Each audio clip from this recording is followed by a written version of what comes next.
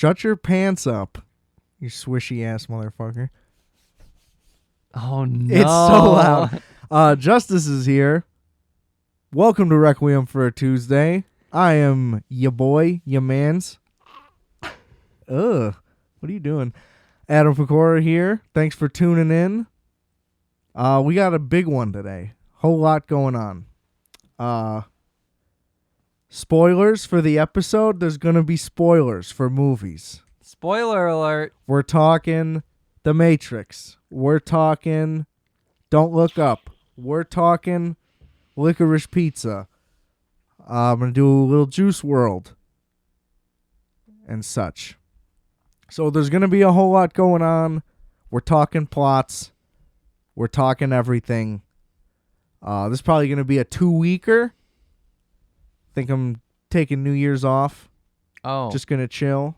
So, next week, just listen to it then. Go see some movies. Have some fun. You've earned it.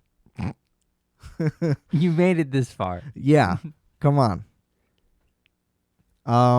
Let's just dive right in. You guys know the plugs. Rate, review, subscribe. RFAT.BigCartel.com. We got music, multiplex, Wolfx, microwave minutes. Go check it all out. It's all linked in the description below. All right. Episode 86. That's right. We're getting insane. there. We're getting to the big hundo. Yeah, what are we going to do? Are you going to do another live one maybe? What do you mean live one? You can do like a live one, no live stream, episode I've never done one live. We should do that. That'd be fun. I have no interest in Oh, come on. No. We could get a soundstage. I like it when the numbers are private. Oh. And not publicly embarrassing. I got shadow banned. That still hasn't been lifted? I don't think so. That's terrible. Yeah. I feel really bad. That's not cool. I stand by what I said. Wait, what happened? What started the shadow ban? The title of one of my episodes was Matt Nagy is a cuck loser, which I stand by. It's true. Unless someone says directly to me, hey, unless you change this title, it's going to stay this way forever. That's the only way I would change it.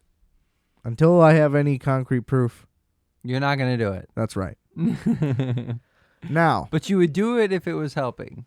Absolutely. I do it for the people. That's why we're here. Right, fellas? So, yeah, anyway. Yeah. You should think about the live thing. That might be fun. No. All right. I do not want to do that. I'll think of something, though. I don't know. Then we got to make this the episode Centennial? title like even worse than the cuck loser. No. I think I learned. But I still don't want to change it. You could take it even farther, and maybe that would be like, I don't know, be like reversing the polarity of the shadow ban. A little bit too much one way. They're like, okay, now he's just like being extreme, and it's cool, Yeah, like, oh, he's edgy. Yeah. It's part of it. Uh-huh. So let's get right into some tragic news. I'm not going to win my fantasy league this year, and it's really devastating. I made an egregious error, and listen, everybody tries to say, oh, don't beat yourself up, hindsight's 2020. No, it's bullshit, and fantasy football does this to everybody. It destroys your psyche. You have no self-confidence. You question all your decision-making. Nothing ever works out, ever, unless, I won once. And it was exhilarating. Shout out to LaShawn McCoy. It was his breakout year. He had like a mini breakout year, and I was like, I'm putting all my money on this guy. Got him. I didn't have the first overall pick by any means. Got a steal. See, this was like 8 years ago. I remember it like it was yesterday because there's nothing like a fantasy football victory. I was favored very heavily in my semifinal matchup. Okay? I was favored by like 21 points. I'm sitting there, I'm watching Red Zone, and boom, the ticker goes breaking news. Travis Kelce out with COVID out of nowhere. And I'm fucked Because my other option at tight end is fucking Jonnu Smith, who had 0 points in his game anyway, but that game had already started, so I had no choices there. And then I made the crucialist of crucial mistakes, and I started James Robinson and Devontae Freeman over one Damian Harris. Damian Harris scored 28 points. I got a combined 10 points for my 2 running backs. James Robinson tore his Achilles in the first quarter. Holy shit. And here's the thing. I thought, okay, the Patriots are playing the Bills. They ran it, 95% of all plays last time? They threw it 3 times. So I'm like, okay, they're going to switch it up. They're going to throw it. They're not going to run it as much. Boom, wrong. 100 yards, 3 touchdowns. Fucking has an incredible game, better than his last game. He got knocked out of last game. Didn't have 3 touchdowns. And I'm like, oh, let me just start James Robinson. Like, what the fuck? I'm like, oh, they're playing the Jets, but they're still the Jags. They're still terrible. What an oversight. And I thought Devontae Freeman, he could have got a touchdown. They had a 3rd-string quarterback. No, does not. Unbelievable break. And now I'm down by 4. Whoa. And I have Jalen Waddle up against Alvin Kamara. Alvin Kamara is going to score 5 touchdowns tonight. So here's the thing. I'm hoping that Alvin Kamara scores so many points that even if I had played Damian Harris, I still would have lost. That's how well I need him to play. Because my other option is he gets completely shut down and Jalen Waddle scores like 3 touchdowns. But there's like no way I'm going to win this. And it's brutal because I had it. I had it right there. And I let it slip through my fingers. And fucking Travis Kelce gets COVID. What a terrible beat. Really just heartbreaking. That's such a bummer. Another losing week gambling too. Well, I could break even tonight. What does tonight depend on? I took the Dolphins to win and the under, which probably will not happen because it's a very low under. So I was just like, let's just see. But the under is like 38 or 36. So that probably you won't gotta happen. like take a vacation, man, and like get some new readings. No, the season's almost over. I'm riding it out. I'm pretty much even for the year, probably down maybe $80. Nothing crazy. Oh, well, that's good. The playoffs, I think I always have a better grasp at picking playoff games. You may recall my incredible run last year picking the Super Bowl and cashing in. I won like $600 on the Super Bowl last year. That's amazing. It was unbelievable, all the shots I called. It was like the greatest day of my life. And watching that game, yeah, my heart was racing the entire time. And it was a blowout, but I just needed certain things to happen, and a lot of them happened. And the great thing about Super Bowl bets is that all of them are pretty low, like high odds, because the odds of them happening is very small. So you can put down $50 on one thing, and it would pay out like 300. Oh my God. There's a lot of stuff like that because you're like, okay, like I picked the correct color of the Gatorade that they would pour on the coach. It's like a 1 in 8 shot. And there's pretty much even odds unless it was the one, that had happened recently. Or I think they might analyze like which one's the most common and all that. But either way. Did you analyze? Did you know? Did you? No, I just took a shot. That's so sick. I was like, okay, the colors of both teams have red, so it definitely won't be red. Like that was a logic that I used. And like the Bucks have a little bit of orange and the Chiefs other color is yellow, so I was like, it probably won't be orange either. It was blue? It was blue. And you know what's it broke my heart because they cut away before they poured it on him. What? So I had to just keep checking the sports book. Like, did I win? Did I win? What the fuck happened? Why would you cut away? They always show it. They always show it. That's why it's a bet. I would be so I upset. bet that there would be a scoreless quarter, and there only was because they either intercepted Patrick Mahomes at the goal line or there was a fourth down they didn't convert, like right there. But like right at the end of the game. Yeah. Saved me. The defense stepped up. It was fucking euphoric. Nothing like hitting a score. All right. We got to move on. Juice WRLD. Did you watch this? No, no. Okay, so it's part of that music box series Bill Simmons is doing. He's what a legend. And this was the best one that I've seen. I just talked about the Kenny G one briefly recently. Didn't watch that either. It was good. He's Nice. he's an odd but likable man. Kenny G. Yeah. He's in the whole thing. He like was a volunteer to be a part of it. Interesting. Yeah. So you learn a lot. You learn a lot about Kenny G. Juice WRLD. Different vibe. Much, much different. He obviously wasn't in it since he's dead. Mm-hmm. So I think by default you should have known that. Was it like that wouldn't be true. unreleased Well, he is content? So of them? yeah, that's basically the whole movie. So it starts off with like an intro. He just freestyles for like 2.5 minutes, and it's insane. And then interviewers come in, or not interviewers, but like people being interviewed. You know how they just like cut to a guy in a room and he talks. How that happens. Yeah. So yeah, that happens with like 3 or 4 people, and then it just kind of starts, and people stop popping up like in interviewings, and there's no narrator either.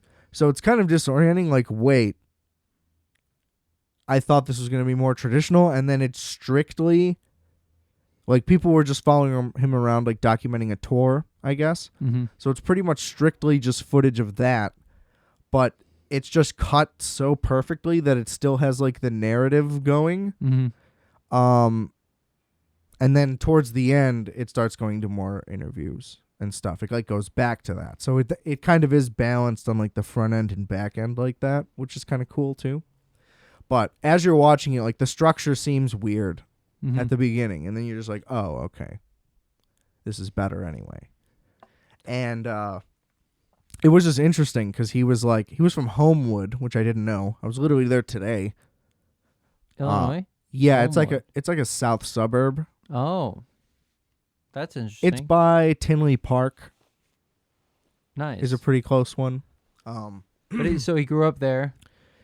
Yeah, and then so the story he told was that he was in law school, which obviously couldn't be true because he was 18. Yeah. So I don't know if this thing was made up or not or whatever, but that's like where he met his girl, and they were like still together throughout the whole movie.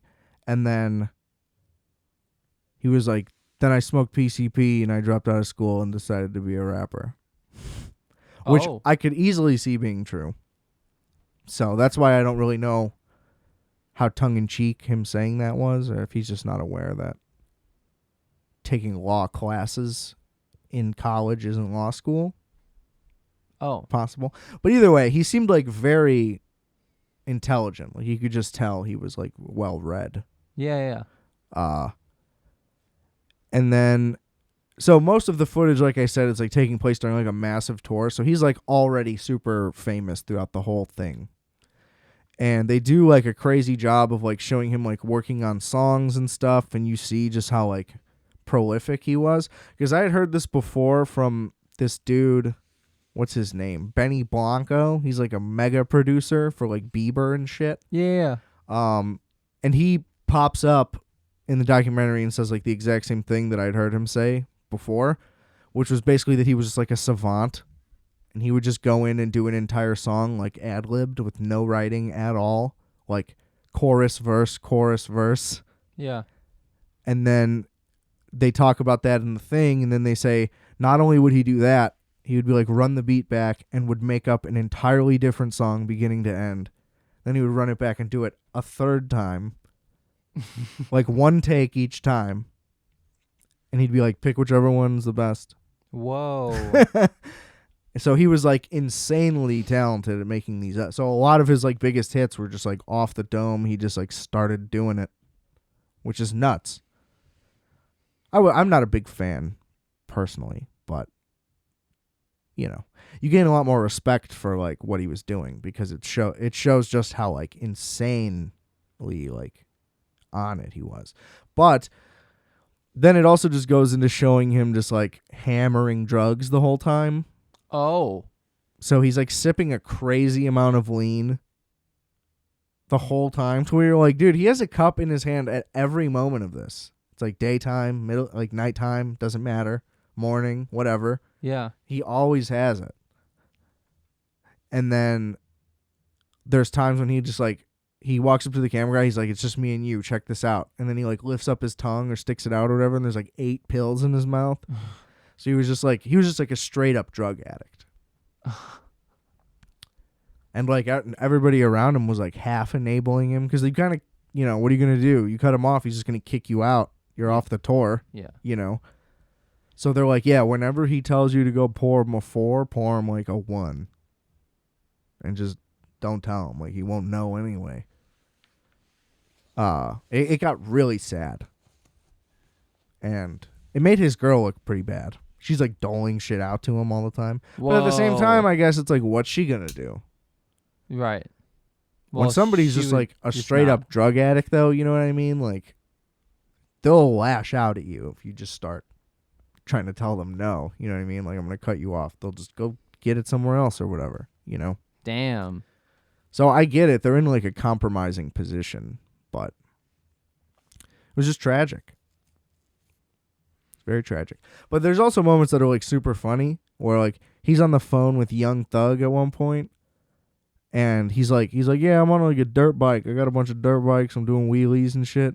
And Young Thug's like, dude, you're crazy. What are you talking about? He's like, you're going to get hurt. And it's just like, imagine Young Thug calling you and being like, dude, you're irresponsible. It's just so funny to me. Then he was on the phone with somebody else and they were saying the same thing. I don't remember who it was, though. It was also somebody like ultra famous. Mm-hmm. But yeah, you just watch, and like basically when I say like that was the narrative, you just watched him taking like more and more and more drugs. Now it could have been convenient editing and he was going that hard the entire time, but it did a good job of making it progressive, like ramping it up. Yeah, so even if all of that, it could have been completely like out of order. He could have been way more fucked up at the beginning. Like who knows? But either way, the way it was edited made it seem like oh shit, and then that makes sense. I mean, he died in such a crazy way. So, rest his soul. For real. Very tragic. Poor guy. Poor kid. Is there going to be another from the same people, like the Kenny G and the Juice WRLD? No, they're all out already. Okay. I think there's 6. Oh. So there's there was Woodstock 99. Haven't seen it. That one was okay. It was kind of weird. I talked about it on here. They like forced it to be like way more about like white people being the problem.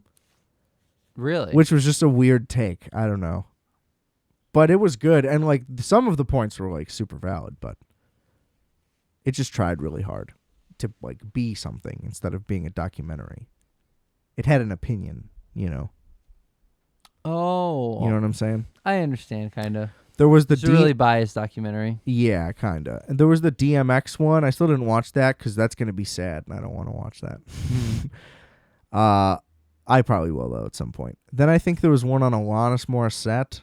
I didn't watch that either. And then Kenny G. And I think that's all of them. I don't know. But yeah, they're all on HBO. Good stuff. You know what's not good stuff that's on HBO? The fucking Matrix. Yeah. To be honest, I only watched like maybe an hour. I didn't like it. It was horrific. Yeah, just like, to be honest, I think Keanu Reeves is getting worse as he's getting older. Terrible take. No. Have you seen any of the John Wicks? Okay, well, I just didn't really. No, actually, I've never seen any of the John Wicks. Oh, they're incredible. You need to be watching John Wick. The second one is like an action masterpiece. Does it look like a video game? Yes, but in a good way. Yeah. It's very heavily stylized, but it's in like a noir neon type of way. It's sick. The first one's a lot more gritty because it was way lower budget. But the second one is like the perfect amount of extra. And then the third one gets a little off the rails for me. But I think they're already making 2 more at least. 2 more John Wicks? Yeah, they make a lot of money. Oh. And they're not that expensive either. I'm sure The Matrix made them a lot of money, right? Well, the franchise did. I don't know about this one. I don't think it did well at the box office because it's out on streaming. So that'll put a big dent in it anyway. But this fucking movie, what a piece of shit from the beginning.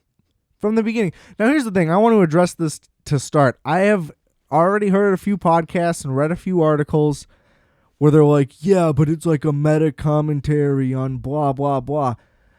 Don't try to like outsmart this being a shitty movie. Don't like make excuses for why it sucks. You know what I'm saying? Absolutely. That's not like, they're like, oh, well, it was intended to like do this. And it's like, well, I watched it and it was bad. I don't care what it like was supposed to mean. Because what it meant to me was this is bad. That's it. That's all I thought. So this thing fucking opens. They're just recreating the original one, but with like different people. And it's very off-putting. It looks so much worse. It's very... It looks like... effects are weird, for sure. It looks like a student recreation of the original opening. Yeah, all the coding just didn't really look right. That looked weird, but like the chick who was supposed to be Trinity like just looked weird. The way it was shot, like, you know, everything in it just looked weird and like low quality. And then they just continuously run you through the opening scene again, but worse. Shot way worse. You know, the other one was shot so like dynamically and it was entertaining. And this was like if you had like a bird's eye God mode. You know what I mean? Like if you were an instant replay in a video game and you could scroll around freely and they just chose to like hover above it. It just looked so... Ugh.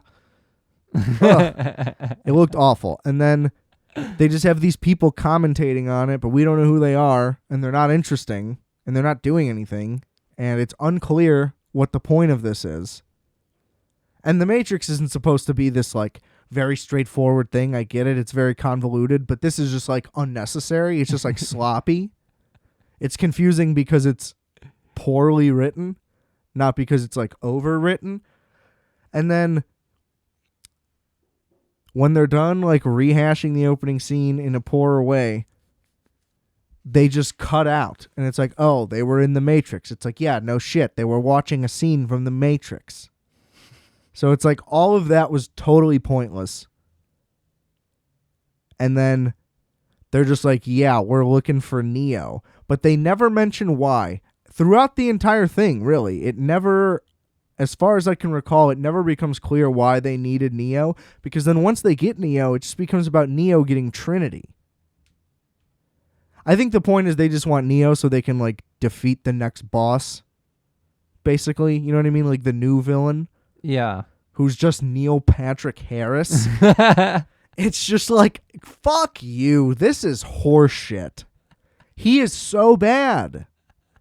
The whole time in this entire movie, the second he shows up, he's hacky. He's not good. He's not good in this. He's not good in Gone Girl. It's the only 2 dramatic things I've ever seen him in, and he's the worst actor in both movies by a mile. I don't know how Fincher went through with it. I feel like Fincher should have fired him. He also had a whole TV show. But here's the thing. He's a good comedic actor. He was great. He's great in Every Harold and Kumar. I watched that shitty 8-bit Christmas movie. He's fine. You know, he can do that. He's a charming guy who should be... funny. Yeah, laying off one-liners or whatever. He should not be the villain in The Matrix. You could pick him up like Bane and break his back. Are you fucking kidding me? And the thing was, he could just pause it whenever he wants. And it's like, this is just so fucking stupid. They have like a giant exposition thing where they explain, oh, it's 60 years later, but you're still this age because of all these things. And they talk for like 3-4 straight minutes, and I just toned out. I was blasted. I was like, I'm gonna get high and watch the Matrix sequel. This should be sick. And then they're just like, well, here's all the reasons why we're doing it like this. And it's like, fuck you. Don't insult my intelligence. Well, everything's different because we said so. Like, yeah, I get it. So, like, don't waste my time. What the fuck? It's terrible. And then the resolution is just nothing. Like, just nothing. It's dumb. Agent Smith is just some, like, hot young guy. It's like, what is this? And then they replace Morpheus with just some other guy who just, like, does a parody of Morpheus the whole time. It's like he's doing a bit. Like a sketch. Yeah. It's like SNL Morpheus. That's who's in this movie. It's insane. And I heard that Lawrence Fishburne just straight up wasn't asked to be in it. Not that he turned it down. I heard that he was not asked. That's bullshit. Lawrence Fishburne is an incredible actor. He's so talented. Like, why would you not want him in any movie? It also just like... Let alone a part that's literally his part. Like, what are we talking about? It's nothing like any of the other movies at all. Like, here's the thing. The whole twist thing where it's like, oh, he's a video game designer in this new reality, and he's actually back in the Matrix and doesn't realize it. That's all a good concept. It's just the execution of everything was awful. Yeah. That's what it was. Like, that base concept, you're like, oh, this is how we're going to redo the Matrix? That's sick. I'm so on board. That sounds great. But then the way they did it, it's just, when you actually watch it unfold, it's awful. Because they, instead of just doing a sequel to The Matrix, like The Matrix didn't come out that long ago. They're acting like, it's been 35 years. Like they're trying to do another Terminator and they have to find a way to phase Arnold out. It's like Keanu Reeves is in his prime still. Everybody knows what The Matrix is. You don't have to like refresh people. Especially when you're dropping it on a streaming service that has the other 3 movies on it. Like, what? Why is most of this movie just the first movie again? Like, why is this Creed? Are they planning on doing another, 2? Is that, the thing? No. I don't think so. They didn't want to do this to begin with. So, a lot of the, what's it called? A lot of the things in the plot, like mirror reality with, the video game thing, where basically they were like, you're going to make us a 4th one or we're going to do it without you. A lot of people are assuming that that's how Warner Brothers approached the Wachowskis. Like, you guys want to do a 4th one? And they're probably like, no. And they're like, all right, well, we'll make one. So you can either do it or somebody else will. Oh. So a lot of people think that's why that was a part of the plot. But still, that's interesting, I guess. But either way, it just, why is it Creed? That's the first movie I give credit to for having that formula where it's like, oh, it's a sequel and a reboot and let's transition, which is a good idea, but now so many things have done it that it's watered down and formulaic that it's almost like an MCU thing. It's like, oh, any movie that's a sequel and a reboot, I know exactly what's going to happen. They're all 100% the same. And I don't understand why they needed to treat this like this. Because it didn't come out that long ago, and because everybody knows what it is. Yeah. Primarily. And it's like, oh, we're going to reset it, and all of these new characters are not interesting. I don't remember any of them. I remember the Asian girl because she had blue hair. For a couple scenes, and then she also had dark hair for the other scenes. Yeah, it was when she was in The Matrix versus the real world. But yeah. It went back and forth, so it was more noticeable. But I don't remember any of the other people. There's another Pipsqueak guy. I remember him. But it was just weird because there was no actual goal. They're like, yeah, everything's fine in reality now. We're not afraid of machines at all times. So it's like, but we're going to keep fighting the guy in the Matrix. And it's just like, I just didn't get it. There was just no point to anything anyone was doing. He's like, we got a free Trinity. And it's like, why? She's fine. She's married in the Matrix, bro. Let her live her life. You know what I mean? Who are you to just rip someone's marriage apart? Homewrecker. It's just dumb. It was just dumb. I hated it. I would rather watch the third one 3 times in a row than watch... No. 2 times in a row than watch this one once. More. Yeah. I will never watch it again. I'll probably never watch the third one again. I need to rewatch Reloaded. I've only seen that like 2 or 3 times. It's fun. It's very fun. I've seen the first one probably 100 times. I used to watch it a lot when I was a kid. It's like, I think I get it. I think I get it this time. You're like, let's watch it again. I don't get it. All right, we're going to move on from that shit show onto a movie that I was pleasantly surprised by. And also, I will just add, I didn't really have any expectations for the new Matrix. I was just like, oh shit, that's coming out already? All right. It's coming out on HBO. All right. Sick. I was like, nice. Don't even have to go anywhere. Yeah, I definitely wasn't going to see it in theaters. I was like, I knew that there was no way it was going to be near the original, seeing as how the other 2 just got progressively worse. But this just continued to get progressively worse. Okay. When Next did you up. see that? Did you see that on Christmas? I either watched it on Christmas Eve. No, I watched that one on Christmas Eve. Mm-hmm. I watched Don't Look Up on Christmas Day, which is our next movie we're going to discuss here. Nice. I watched it the day after Christmas. That's fine. Doesn't matter what day you watched it. Oh, it was a good time. We've seen it now. So I actually had pretty low expectations for this movie. A lot of early reviews were saying that it was not funny, too on the nose, too long, which I was kind of too long. It was too long. Kinda. We'll get there. But like the cast was knockout, and it's Adam McKay, so I was like, okay, this should be at least something. Now my fear started to become that he just was like, I'm gonna get as many stars as I can, and then like the movie would like lack, and there would just be a bunch of famous people in it. I don't think that was the case. Now, was it funny? At times. I would say it was thoroughly entertaining. It wasn't like fucking Anchorman, Adam McKay. This wasn't... I didn't expect it to be one of those. But I would say throughout it was funny. Like, it's a satire throughout the entire thing. It's very consistently satirical. Does that always make you laugh out loud? Like, no. But there's a lot of parts of it that are very clever, I would say. You know? What's his name? Ron Perlman? Yeah, that was good. He was good. That was great. That was a great little cameo in there. Jonah Hill was off the charts. I think one of my favorite scenes is at the very end. He's like outside. He's like, we're out here. Yeah. Yeah, I accidentally watched through the credits and I saw that. Yeah.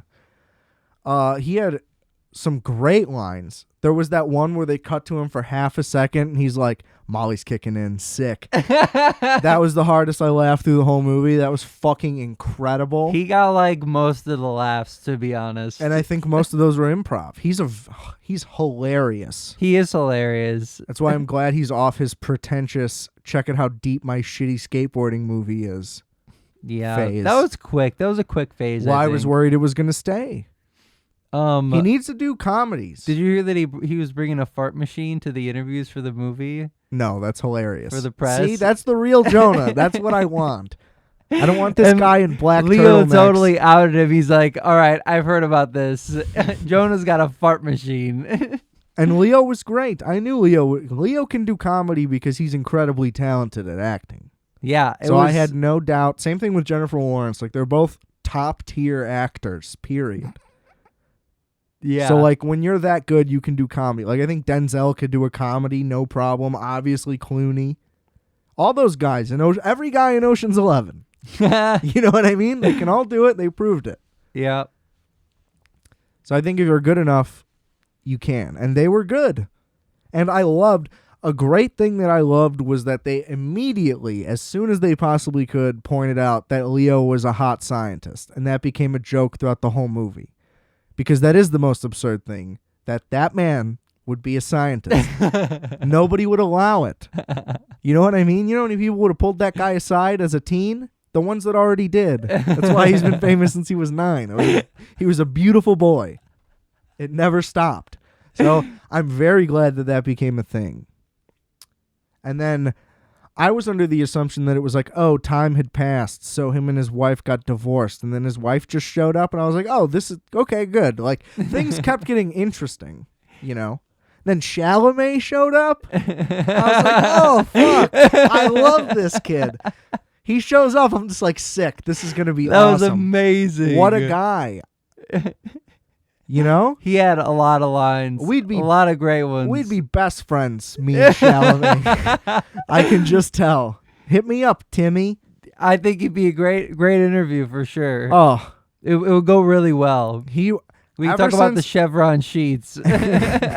Ever since I saw Lady Bird, I was like, okay, I get it. I get the hype. I didn't see none of that call me by your name shit. I'm not interested in that. That Sufjan songs. Yeah, that's a good song. I still haven't watched Dune. I fell asleep both times I tried to watch it, but I'll get there. I got the hype from that movie for sure. I just think that I'm not. It was good. Into Dune. I've watched it twice so far, actually. It's good. I liked rewatching it. I mean, sure. Denis is the man, the director. How do you say? Denis Villeneuve. He's French Canadian. Yeah, it was spectacular. I mean, they picked the right guy. Like, talk about the perfect guy to get to adapt Dune. It's him. After Blade Runner 2049, like, it's perfect. I also rewatched 2049 probably 3 times now, 3 or 4 times. I've seen it 2 or 3 extra times. It's incredible. It needs a rewatch for sure. It's so good. I wish there was like an extended like director's I think there cut. might be. I don't think that there is. Last time I checked. But oh, okay. I would love that. An extra hour of that would be fucking spectacular. Yeah, that movie's so fucking good. I like it way better than the original. Oh, absolutely. That I tried to watch a the original masterpiece. and then go into 2049, but I only got through like 45 minutes. I was like, yeah, I should watch the other one. I don't like it. Yeah, even the director's cut, the final cut, you name the cut. I was don't saying think it's better. I was saying I could do like 45 more minutes at least of just Ryan Gosling and Harrison Ford in that house. Yeah. Just bickering. Just like drinking and fighting. It would be sick. Yeah, that movie's fucking awesome. Back to Don't Look Up. Jonah Hill in a Blade Runner 2049 outfit would be hilarious. Well, they were going to do Men in Black 21 Jump Street crossover, and it got scrapped. Would have been the coolest fucking thing ever. So it would have been Jonah Hill doing sci-fi shit. It's a shame that they didn't at least make a third one in general. They're not going to now? It's been a very long time. I don't see why they would at this point. It would be hilarious because Jonah would be a hot guy again, and they would just be 2 studs. Jonah was in good shape for both of the other ones. Yeah, but they could just flex on him more. Yeah, but at this point, they're getting older, you know. Who? Both of them? Yeah, obviously. They've both gotten older. They're in the best shape of their life. Whatever. Right now, definitely. And I didn't think that Don't Look Up was too on the nose. I thought that's the whole point. It was a satire. It was very appropriately on the nose. I feel like it was a spiritual successor to Idiocracy. You know, just less slapsticky. You know, and it was just played way more serious and straight. Because Idiocracy is like a broad comedy. You know what I mean? Like Adam Sandler could have been in Idiocracy. Adam Sandler could have also been in Don't Look Up. Yeah, that's true. He's a very good actor. I'm just saying, like, it's the type of script that's like in his more common wheelhouse. Mm-hmm. But I feel like the message in both is exactly the same. You know? What do you think the message is? What do you mean? About how, like, with the global leadership is failing us and everyone's stupid? and we're all gonna die because no one's doing anything about anything. Mm-hmm. You know, very similar. At least that's where Idiocracy gets to once they have no plans. You know. That Peter dude, I think that was his name. The like multi-billion-dollar dude from Bash Cellular. Oh yeah, he was doing too much. You think That so? guy was his character was too cartoonish. It didn't fit anything else in the movie. You know, the voice he was doing, he was in a sketch as well. Kind of like Morpheus. Oh yeah, that's You know a what good I mean? comparison I for don't. sure. I feel like he just wasn't doing what everybody else was doing. He was just like, I'm super a parody of like Tim Cook or whoever. Like he was doing Tim Cook's look. I don't know who he And, was like, acting like. Carl but Sagan or something. I don't even know who that is. It just was weird. It looked like weird and culty. I don't know. Yeah, I don't know. Like he wasn't like dropping hot lines. So it's like, can you just speed up this delivery, buddy, and we can cut away from you? Couldn't stop staring at his teeth. Yeah, it was just all too much. That was probably he was the weakest part of the movie, I would say. But yeah, here's the thing. I would say if it was 20 minutes shorter, that would be super ideal. But at the same time, I don't know what I would cut because I found the whole thing pretty entertaining.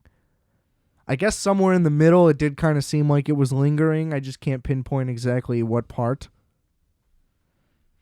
Getting to the first launch where the rockets look like they're turning back around, closing that gap a little bit. That took a long time. You're that right. should have been cut back for sure. Yeah, that's where the fat was. Because I remember thinking after that happened that because they were trying to get another one to happen where they were going to try to blow it up. Right. And that, like, doing that twice over was just, like, not worth the time. It did take a very long time. And, like, the whole scene where they're, like, they're in the protest, like, lobby where it's, like, they're doing all their paperwork for, like, protesting against the Don't Look Up or the whatever the other campaign is. Yeah. That took so long every time that they were in something related to that I just, like, didn't really. I can see that. Yeah. But nothing else, really. Yeah. The media appearances maybe could have been cut down, too. I feel like there was maybe 2 or 3 too many. Him on that show. Yeah. You know, like, I got the point. You know, it just kind of got hammered. I guess, yeah. But if they wanted to make it longer, we could see a little bit more of Cate Blanchett's and Leo's, you know, dinners out. A little more Chalamet? Yeah, a little bit more of the rooftop stuff would have been sick. Could have used a little more Chalamet for sure. Yeah. What couldn't? You know, it's like salt on your eggs. Like, how long was she working at the liquor store before she was just like, okay, I'm not going to do this. I'm just going to hang out with this dude. Because there was a period where I know she wasn't working anymore. Oh, yeah. Not very long. I don't think 2 scenes went by, maybe. They hung out twice, I think, and then that was it. Yeah, we never saw her there again. Right. I did love the running gag where they would cut to people in the back of a cop car with a hood over their head. Yeah. That started to get really funny. It was funny the first time, and then it just got funnier as it kept happening. I like that. There was some good stuff in there. I also am not a big detractor of Vice. I thought Vice was good. As good as a movie about Dick Cheney could be. I don't know what you mean. The movie Vice? Yeah, what about it? Oh, well, it wasn't very well received. Because after The Big Short, he had a lot of high expectations on Vice, and didn't do very well critically. Talk about the person that made this movie? Yeah, Adam McKay. Yeah. His last movie was Vice? Yeah, before this, I believe. And so I thought that was pretty good, too. I like his style. I like his quick, snappy editing. I like when he'll do, like break the fourth wall and, like, talk to the audience. Like, when Jennifer Lawrence was like, oh, that's a real thing? Like, the planetary defense system? And the movie, like, stops, and it's like, that's a real thing. I like stuff like that. That's funny. Yeah. I think it's weird to not do it consistently. Like, The Big Short had that throughout the whole movie. Vice had that throughout the whole movie. It was weird that they just did it once. Because that also could have been, like, another running gag where it's like, that's a real thing. or something related to yeah, that's a right. real It does, thing. right, exactly. But yeah, that's what I mean. it yeah. would have been good if I know what you're talking about in those movies. So I feel like that would have been funny in this too. Right, exactly. Like it could have used a little something to break it up at least. Yeah. Neil deGrasse Tyson. You know what I mean? Something like that. I don't know. But I really liked it in comparison to The Matrix. Don't Look Up was way better. I would watch Don't Look Up 200 more times before I watched The Matrix once again. You know, even over the course of my life, you know, if it's a short period of time, I guess I'd rather do the other. But you know what I'm saying? Like, I liked it. I would watch it again, period. Like, if somebody who hadn't seen it was like, oh, can we throw it on? I'd be like, yeah, for sure. Yeah. But if somebody said that about The Matrix, I'd be like, no, you watch that privately. I'm not doing that. Because, or either way, I'm going to be complaining and talking shit the entire movie. Because there's no way I could sit there it silently. I was audible as I was watching it privately here in my room. I was just like, what the fuck is this? I hated that. But let's pivot to... Pivot hard. We're upgrading each movie. We're going on a rapid scale of shit to great. I was going to try to do like an S alliteration, but I couldn't think of like a positive word that starts with S. Shit to success, but that's not enough. You know, I need more praise. Anyway. Paul Thomas Anderson. Shit to secession. The greatest filmmaker possibly of all time is back with another instant classic. Just what an icon. Last 3 movies, instant classics. Yeah, what's going on? How does he do it? How does he do it? When will the streak end? Well, to be honest, what? 5 of his movies are classics already? It's an instant classic. It's got to be. This is number 6. Yeah, something like that. I mean, hold on. Let's do this. Boogie Nights, classic. I guess some would argue Punch Drunk Love, but I wouldn't say so. I think that's a classic. I guess really only that and There Will Be Blood are classics. But I think Phantom Thread, all time. You know, The Master, all time. 5. Yeah, with Licorice Pizza, that's 5. I think. Whatever. Doesn't matter. It's 6 with Licorice Pizza. The man can do it better than anybody.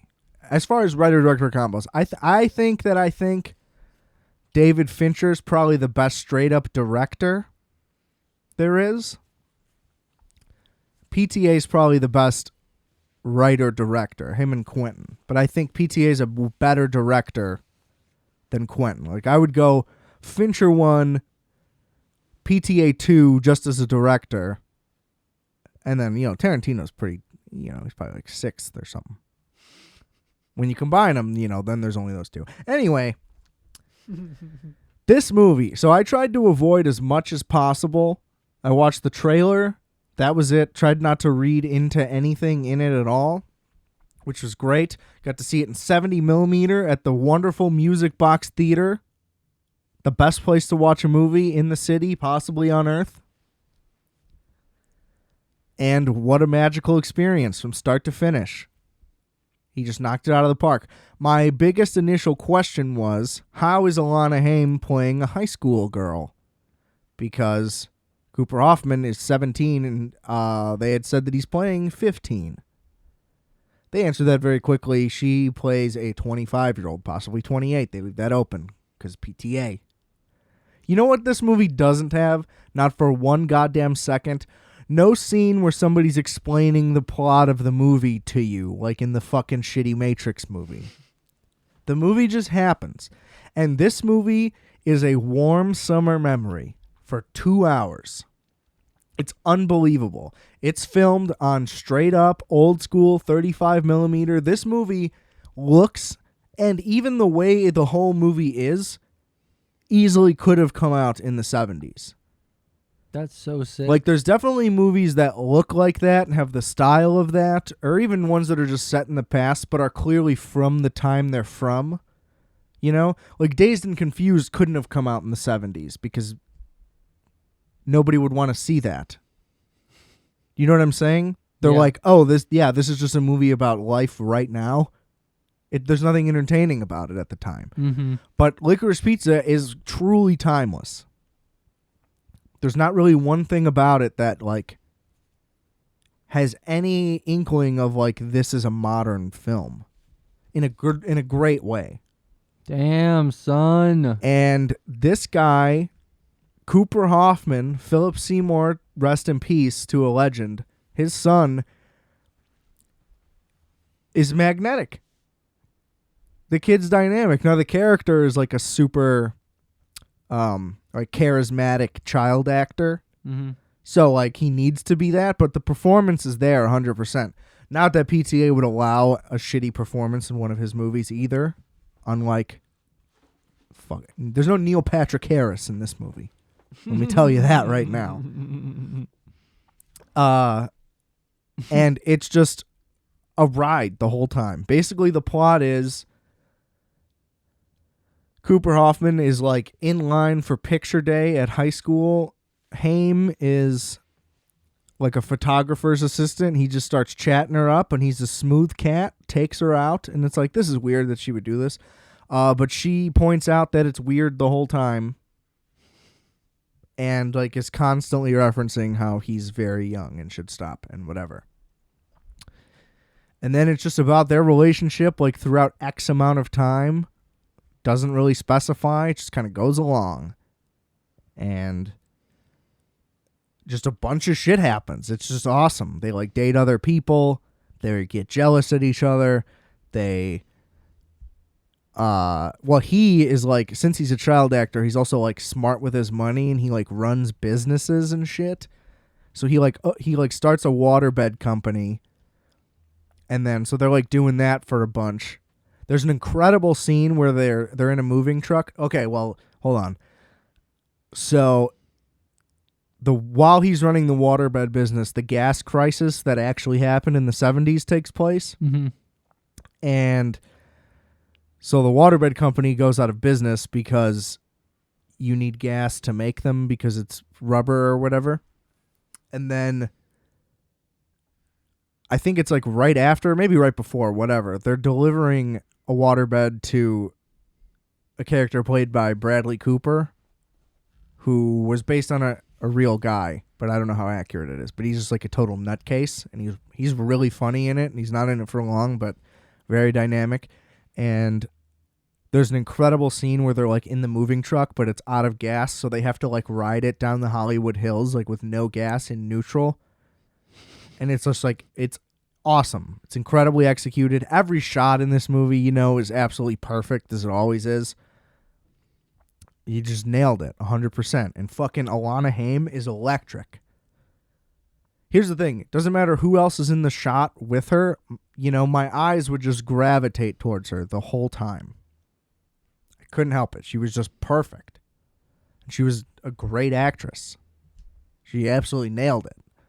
Oscar potential, absolutely. Wow. 100%. First movie, she could win one. And I could see Hoffman at least getting a nod.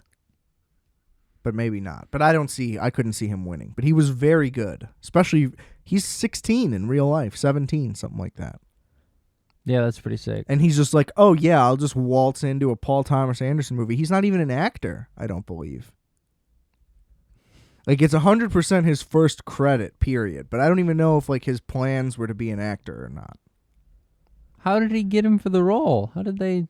Well, him and Philip Seymour Hoffman were very close. He was in like every movie he made. Got it. So that's also why Haim's in the movie, because he started working with them. He did a bunch of their music videos. Oh. So he like knew that really cool. that she could do it. He's like, I had an eye for it, And her whole family's in it. The two other sisters in the band play her sisters in the movie, and her parents play her parents. Really? Yeah.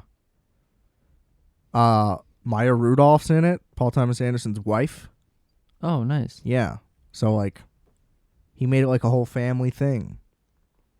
Because he's from there. And, like, that's why Boogie Nights is set there and all that. It's like, it's weird. This movie is like, it's like his Once Upon a Time in Hollywood, because it's the same exact thing. And I talk about parallels with him and Tarantino all the time. Their careers are very similar. And it's the same type of thing. It's set in the 70s. It's kind of set in showbiz, but it's just like a way more low-key version. Mm-hmm. But it's perfect. It's like... It's like... It's its own little picture in It's time. like Once Upon a Time in Hollywood meets Punch Drunk Love meets Dazed and Confused. Because it's very much about like kids being young in the summertime and all that. Or it's really just California, so it's always the summertime. But then it's also about those two like falling for each other. So like there's the relationship element. But then it also has like the old-timey showbiz element and references to like real people and all that. Mm-hmm. So it fuses all those together, but it's not overloaded at all. It all happens very organically and spaced out, and same thing with incredible cameos. Yeah. They're talking about Don't Look Up getting Oscar stuff just because like Adam McKay does that now. Ever since Big Short, Vice got a bunch of nominations. I could see why. Features. Basically, I mean the people in it. Yeah, you just can't deny it. And I mean, Leo was great in the movie. He had to do a lot. You know, it's not like it was a super easy role. I mean, for him, you know, it was a cakewalk, I'm sure. But there were some spots where his freakouts just got so good that you're like, oh, so he did like this is like really well executed. yeah, actually. absolutely. Yeah, for sure. But like it might have been easy for him. PTA should blow all that out of the water. Mm. You know, there's no way that like Adam McKay would win over Paul Thomas Anderson for anything this year. And they're saying this might be the time he finally gets one. At least screenplay. He hasn't won anythings at the Oscars. Paul Thomas Anderson? Yeah. Oh, that's interesting. Because they're horrible historically. They make a ton of mistakes all the time. Goodfellas didn't win. Goodfellas. One of the best movies ever made by anybody ever. Didn't win. Unbelievable. So I hope this is it. I don't know. But it should. It should be nominated for cinematography, editing. Johnny Greenwood did the score, but it was kind of light on score. It was mostly soundtrack. Just a bunch of like vintage 70s songs, you know? And, well, I also like seeing it in 70 millimeter was like perfect. It looked unbelievable. That's really cool. And, you know, with theater sound and everything, the songs have a lot more impact. They sound so much better, you know? Not unless you got that sound bar, man. I do, yeah. The sound bar's great. But still, nothing compares to true theater surround sound. You had to get a couple in the back, man. Oh, no. Wiring that just... The thought of wiring that makes me want to jump off a bridge. But I loved it. It was great. Like an instant top... It's instantly better than both Magnolia and Punch Drunk Love and Inherent Vice and Hard 8. So it's already like a middle of the road PTA movie on one watch. I'll 100% watch it again. Nice. Like that, it was just so much fun. It was sweet. It was warm. It was just a beautiful memory. We should see it at a drive-in, dude. That'd be lit. I don't want to go to a drive-in. I don't have a car anymore. I sold it. Oh. You sold it? Yeah. Sick. Yeah. What'd you do with the money? Nothing. Don't worry about it. But you should go see it ASAP. Justis didn't see it. We just gotta get a car. We just gotta go get a car and then we'll go to the drive-in. When we go down to Hertz, rent a car, we'll go to the drive-in. It'll only cost us $80. It's worth it. But go see the movie. It's fucking unbelievable. To Justis, to everybody. Yeah. I'm definitely Fuck going to Spider-Man. Don't go see Spider-Man. Long Way Home? No Way Home. No Way Home. It already made $900 million. It doesn't need any more money. Wait till it comes out on Disney. Go give your money to a real movie so PTA can keep getting real big budgets like this so he can keep doing whatever he wants. Okay? Support true talented artists, God damn it. Appreciate him while he's here. Yeah. How old is the man? He's not that old. He's like 45 or something. Okay. Maybe 50. We're good for now, but there will be a time. Yeah. I'm just saying, either way, Tarantino's talking about retiring. You never know. PTA might be like, all right, I'm done. I just decided. You never know. Go see the goddamn movie. I love you, Paul Thomas Anderson. And, yeah, we're going to get out of here. Justis, thanks for coming. Whoop, whoop. He's a juggalo. And remember, I are fat, you are fat, we are fat. Calculator.